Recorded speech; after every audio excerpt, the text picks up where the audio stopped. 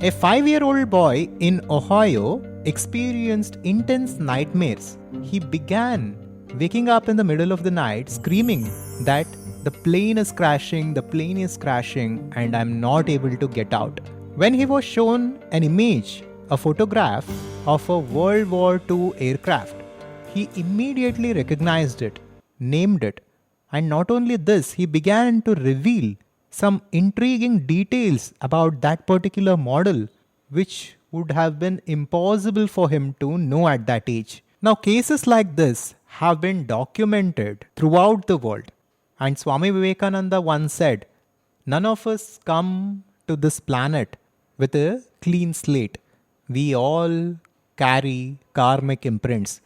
We carry memory from our past lives." So, in this video, you will discover whether you have lived before, whether past lives, rebirth, and reincarnation have any validity whatsoever. And not only this, you will understand how your innate talents, your deepest tendencies, your fears, and your desires are not actually coming from your present life. The Vedantic wisdom has always maintained that consciousness transcends the boundaries of birth and death.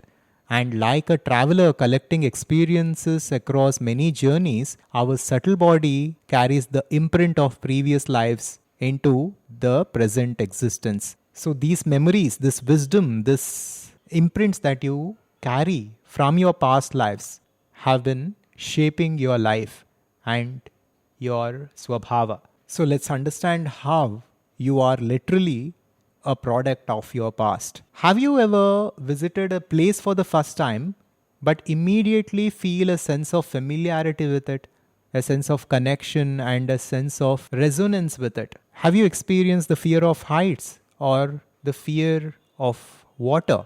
When you stand on top of a building and when you look down, do you feel that sense of fear deeply embedded within your system? I feel this fear of heights. Now, where is this coming from? If it was a natural human instinct, then each and every one of us should have it, and we should have it in the equal amounts. But this is not the case. We all are unique. We have unique tendencies, unique fears, and unique desires. These moments of recognition exist at the edges of our rational understanding. Our logical mind often dismisses them as coincidence, yet they persist with a clarity and emotional weight that's difficult to ignore. According to Vedanta, some of these tendencies might be because of the past life traumas that are unresolved, that we still carry. Imagine suddenly freezing at the sight of a deep water, your heart racing, though you've never had a negative swimming experience. This could be your subtle body, your sukshma sharira, remembering what your conscious mind cannot. Similarly, some profound skills and talents appear within each and every one of us. We cannot explain where this is coming from. Some of the skills that we learn, we adopt them and we learn them very quickly, while some others might find it difficult to acquire it. How is this within us? From where is this coming to us? We have never thought about this deeply. Some child prodigies who perform complex music without formal training challenge our understanding of skill development. Your fingers may remember what your mind doesn't consciously recall, as when someone picks up an ancient instrument and plays it with surprising proficiency. And apart from this, our dream experiences provide a profound insight into whether we have lived in the past and whether we have lived before. Now think about this. When you're dreaming, have you been to certain places which are not familiar, but yet they are not unfamiliar? You know that they are somehow connected to you, but yet your conscious mind cannot fathom because you have not experienced that place in this current life. Many people report waking up from such dreams with tears or profound nostalgia, for a place they've never physically visited. And apart from this, many of us feel deeply resonated with certain things. It can be a culture, it can be a tradition, it can be a deity or god, it can be a particular philosophy. For example, many people from across the world, watch these videos and comment on these videos. And many people from across the world are a part of our community at the Advaita Conscious Society. Now, when people are not familiar with Vedanta, when people are not exposed to this wisdom throughout their life in their childhood, how can such an alien philosophy deeply resonate with that people? When we look at all of this, we begin to see a pattern that tells us that we carry memory within us. We carry certain tendencies within us. And these tendencies are dictating our current behavior. And interestingly, physical marks provide a very deep insight to this phenomenon. Dr. Ian Stephenson's research documented numerous cases where birthmarks correspond to fatal wounds from the previous lives. These physical impressions suggest experiences might imprint not just on consciousness but on our physical form across lifetimes. And relationships are again a very important area where we can see this. When we meet certain people, immediately there is a connection, immediately there is a spark. We know that we are aligned, we are somehow connected. And yet, when we meet certain other people, there is an immediate sense of resistance, uneasiness. Energies simply are not compatible there.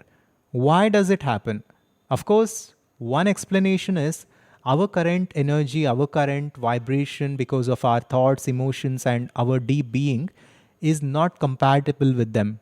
But another explanation is their memory and our memory are not compatible. There is something in the past which is causing some effect now. What's fascinating is that the ancient Vedantic texts recognized these signs thousands of years ago. The sages understood these experiences are not coincidences, but it is the subtle body memories transcending physical death. To understand this better, we must clearly begin to look at the process of rebirth and how everything is connected to karma. So that is what we will do next. In part 1, we will look at the signs that you might have lived before. Your current life is just one chapter in a larger story. This is what Vedanta says. The Brihadaranyaka Upanishad, composed thousands of years ago, contains detailed explanations of how consciousness continues after physical death. In a particularly illuminating passage, it employs the metaphor of a caterpillar to explain the soul's transition. As a caterpillar which has wriggled to the top of a blade of grass draws itself over to a new blade, so does the soul or subtle body, after it has put aside its body, draws itself over to a new existence. This comes from the Brihadaranyaka Upanishad 4.4.3. This explains how death is not the end but simply a transition, and there is a lot more that we need to understand about this reality and life itself. While modern scientific worldview states that consciousness is simply the result of brain activity and certain neural activity, when we begin to explore reality much deeply and when we begin to look at these signs and understand what is happening, we will come to know that there is more to consciousness. Consciousness is not simply an emergent property of matter, but it is much more fundamental than what we can conceive now. And apart from this, Vedanta talks about Atman, the infinite consciousness, the infinite awareness, which is the essence of reality itself, which is within which the universe itself appears. So as per Vedanta, our deepest essence is this Atman, this infinite consciousness. But then, because of our ego and our identification, we are identified with a subtle body, which is the Sukshma Sharira. This is apart from the physical body. So there is the physical body or Stula Sharira, there is the subtle body or the Sukshma Sharira, and ultimately there is Atman, the infinite consciousness, which is beyond all these bodies. Our true essence is this Atman, but the subtle body is what we are identified with. This is the mind along with prana, which moves from one body to the next. during the death of the physical body. According to Vedanta, the essential self, Atman, is always unchanged. It is eternal, it is infinite. But what changes and what modifies and what moves from one body to another is the subtle body or the Sukshma Sharira. The text explains our attachments to physical existence through 8 grahas, the senses, and atigrahas, the sense objects. These create bonds, tying consciousness to form. Your sensory experiences create desires that propel the subtle body into new bodies where those desires can be fulfilled. The Vedantic philosophy talks about 2 distinct paths that a subtle body can take after the physical death. Number 1, the path of gods or Devayana, and number 2, the path of ancestors or Pitriyana. Those following knowledge progress through celestial stages toward liberation, while those following rituals return to earth for rebirth. Vedanta also says that each lifetime can be looked at as a new experience, as a new opportunity for growth, for evolution, and ultimately for liberation. Each lifetime presents circumstances for growth and development. Liberation comes through direct realization of your true nature as Atman, beyond birth and death altogether. The Brihadaranyaka Upanishad clearly states that those who firmly realize that their true nature is the Atman, the infinite reality beyond all the modifications and beyond life and death, those are liberated from the eternal cycle of life and death, the eternal cycle of samsara, and they are established in absolute peace and fulfillment. When we go beyond the ego identification and when we recognize our true nature beyond the body-mind complex, we understand who we are and we realize the truth of consciousness. But all of this is connected to karma, and if we do not understand karma, then none of this makes sense. So, in the part 3, let's discuss karma.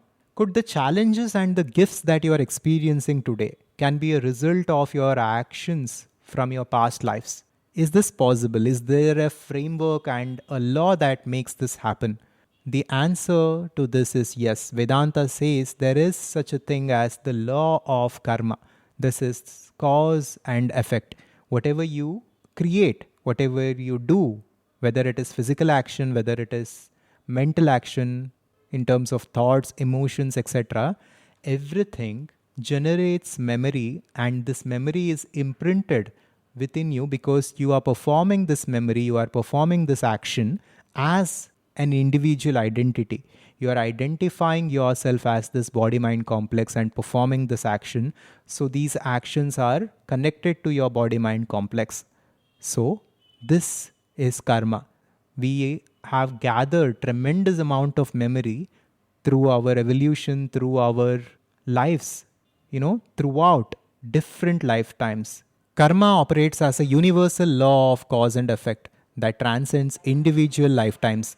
This concept forms a cornerstone of Vedantic philosophy, offering a framework that explains why some people are born in fortunate circumstances while others face immediate hardships.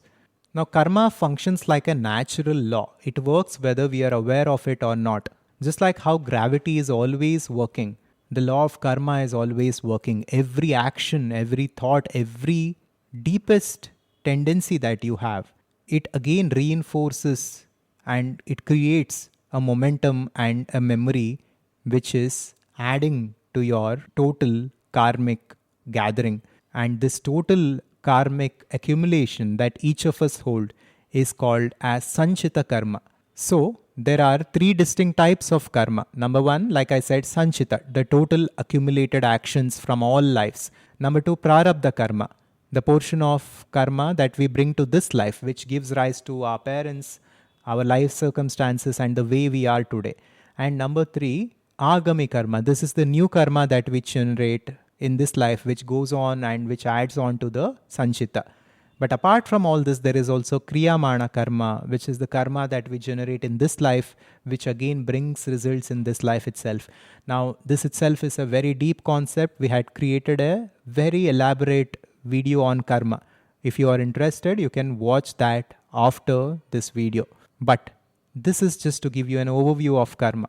Whatever we do, we create memory, we store that memory, we carry that memory throughout various lives, and this memory gives rise to different tendencies, different fears, different desires, different skills, different passions, and so on. And as we live new lives, we are not just dissolving or burning the old memory, but we are creating new memories. We are creating new data, because of which we are born again. So until and unless we recognize our true nature as that unchanging self, we are stuck in the loop of samsara because of the nature and the law of karma. Now, regarding the scientific facts and the scientific research that has gone into all this, and the data that we have through research which talks about rebirth and reincarnation, we are planning to make another video which is going to be interesting. So stay tuned with the channel and make sure to subscribe. But this particular video was an exploration into Brihadaranyaka Upanishad and certain concepts which are covered there about rebirth. Now let's come to the fourth and the final part, which is about transforming our perspective on life through the understanding of rebirth. And before I begin here, we have an advanced membership at the Advaita Conscious Society that we call Transcend. This is about working on our swabhava, our deepest identity on a root level, to change our life through a process called conscious creation. This is a 1 year journey. So if you are a serious seeker who is looking to live your ideal life through conscious creation and the wisdom of ancient Vedanta, you can fill out this form that is attached below this video. Now let's come back to the video. Think about this. How would you live your life differently if you knew that physical death is not the end of life? And not only that, whatever you are right now, you are responsible for it. Somehow or the other, your actions in the past have led you to where you are today. How would your life change if you understood that everything is your responsibility and your actions are literally creating your life, not only for this life, but for the next as well? When we view life through the limited lens of materialism, we see ourselves as isolated beings existing only from birth to death. This creates anxiety, fear, and desperate clinging to experiences. Every pleasure becomes something to grasp tightly, fearing it will never return. That is why we must free ourselves from the limited perspective of materialism. The expansive understanding that consciousness continues beyond this lifetime transforms these fears like sunlight dissolving the morning fog. And just this understanding that your fears, your desires, and your tendencies are coming from past conditioning allows you to be conscious of them, allows you to not be controlled by them, allows you to be conscious and aware and take charge of your life, allows you to live your ideal life through conscious creation. This recognition enhances your ability to respond consciously rather than react from old programming.